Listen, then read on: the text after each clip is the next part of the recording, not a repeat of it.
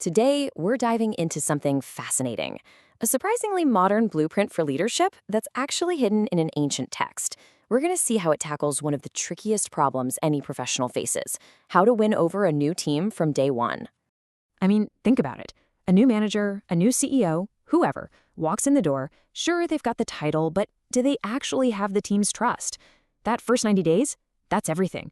It's where your authority either takes root or just withers on the vine. And getting a skeptical team to buy in, that's a struggle everyone knows. So let's start with what we know today. Turns out there's actually a science to how a leader earns that acceptance, and it all starts with this idea of legitimacy. Okay, so leadership legitimacy theory. It basically says that the title on your business card doesn't automatically make you the leader.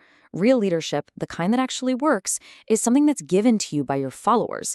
It's this whole process of earning their trust, and without it, well, you're not really a leader, you're just a boss. And then there's another layer to this, called identity-based leadership theory. This one is all about belonging. It argues that the leaders who really knock it out of the park are the ones who don't stand above their team. They become part of it. They break down that us versus them feeling and create a real sense of we're all in this together. So what happens when you put these two ideas together? Well, you get a kind of recipe for a perfect introduction. It tells us that a new leader has to show up and immediately prove they're capable, show they've got the official backing, establish that they're a good person, make their role crystal clear, and, this is the big one, show how they connect with the team. Get this right, and you build trust. Get it wrong, and, well, you're in for a rough ride. That's the million-dollar question, right? How in the world do you package all of that into a powerful first impression? Well, what if I told you that a nearly perfect template for solving this exact problem was written down over 1,400 years ago? So let's pull back the curtain on this really unexpected connection between ancient wisdom and modern-day management science. The source for this incredible blueprint comes from the Qur'an. Now, just to be clear, we're not diving into theology here. Instead, think of this as a fascinating case study in strategic communication. Specifically, how this text introduces a new leader to a community that needs to trust them.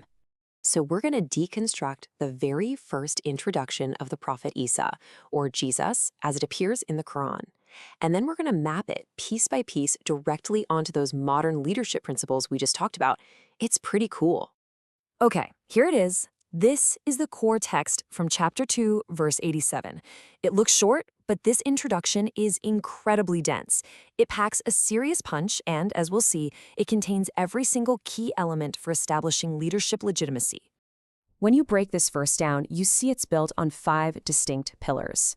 It establishes his identity and roots, defines his team, clarifies his exact role, states who's backing him, and highlights what he can do. You see how structured and intentional that is? It's a complete introduction in just a few words.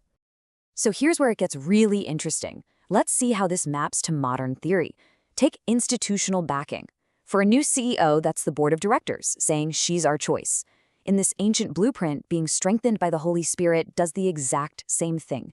It communicates that this leader has powerful, legitimate support behind him. It's the same idea, just 1,400 years apart. And check this out. How do you prove you're the right person for the job? You got to show your credentials, your skills. The phrase clear signs and proofs is basically the ancient version of a modern leader saying, here's my resume, here's my track record, here's what I can do for you. It's all about demonstrating competence. Okay, let's zoom out and see how this all clicks into place. This table lays it all out. His lineage, son of Mary, establishes his moral legitimacy. Defining his team as Bani Israel, the children of Israel, creates that crucial us identity.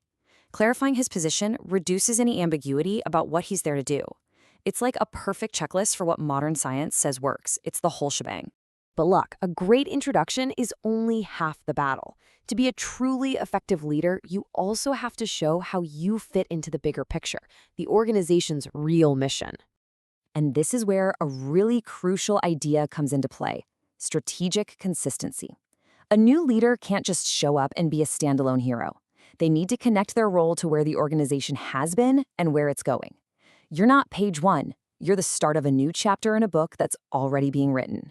The Qur'an does this brilliantly by placing Isa within this long, established line of prophets. You can see it on this timeline. He isn't some random disruption, he's a continuation of a story. For a modern company, this is exactly like a new CEO saying, I'm here to build on the incredible legacy of our founders and lead us into our next chapter. It creates consistency and it gives people a sense of purpose. And then you get this line, which just nails the point home. We make no difference among them. This reinforces that they are all part of the same team, the same unified mission. That's such a powerful message for any organization.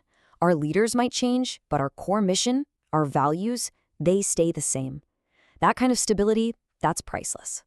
So let's bring all this home. What does this ancient blueprint mean for a leader today, whether you're managing a tiny startup or a huge company? What's the actionable advice here? All right, here's your game plan. First, introduce yourself with purpose. Use those 5 pillars. Establish your connection to the company's values, define your team, clarify your specific role, communicate your authority, and show off your unique skills. Doing this kills the ambiguity that slows everything down. And finally, always connect what you're doing to the bigger mission. Show your team you're not just a new boss, but you're a custodian of a story that you're all building together. It's just pretty incredible, right?